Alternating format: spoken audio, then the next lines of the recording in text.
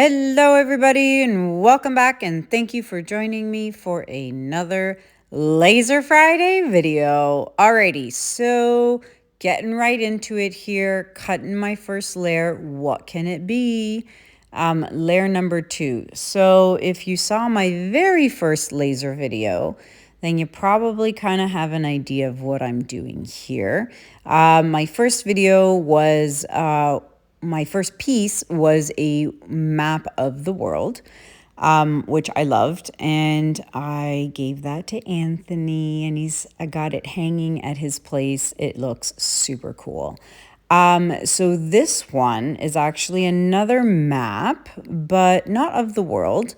This one is actually a map of Crete, a very popular island in Greece. And my mom had seen it and she loved it because, for those of you who may or may not know, my mom is a very religious person. Her father, which is my grandfather, was actually a priest in Greece. So my mom grew up to be, all about church and religion and whatnot. And so the priest of the church she currently goes to is actually from Crete. And she saw this, map and she said, "Oh, that would be such a lovely gift for the priest at church." So, of course, me being me, and my mom thought it would be a great gift. And, to be in God's good graces, I figured I would do this map of Crete and give it to my mom so that she may gift it to the priest at the Greek Orthodox church that she attends. So, yes, that is what I am doing here. So, as you can see, I've cut out all the layers. I did then do one final roll of paint on top. So each layer had 2 coats of paint. And then after I cut them out with the machine, I took my rollers and I did one final layer on top just to cover up all the charred marks, any burn marks, that kind of stuff. I did, take my sponge and clean off all the char from the white final top layer because that one's got all the the villages and the cities and whatnot in Crete, actually more like villages. So yeah, I did all that. And now you can see here, I am gluing down all the pieces one by one, putting down some heavy weights. These are actually like ankle weights for doing exercise. Clearly, I don't use them. So I use them as weights to weigh down my wood boards.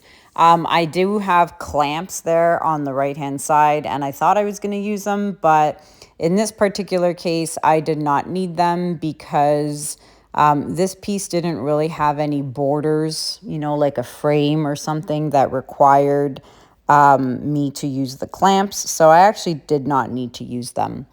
So here I am putting on each piece, making sure it is flush, to the sides, to the top.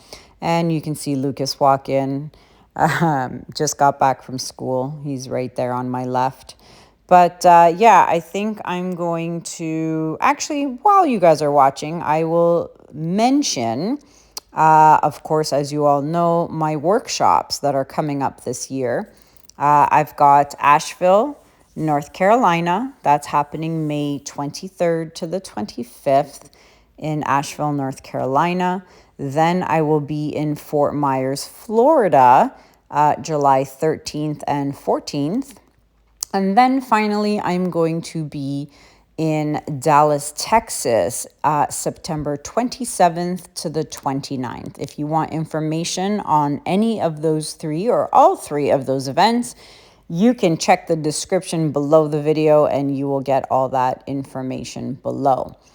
Now, this layer here, I was a little mad about. So what happened was you'll see here in a second, I do that little round piece coming up there, that piece there. So I put glue on it. Yeah, great.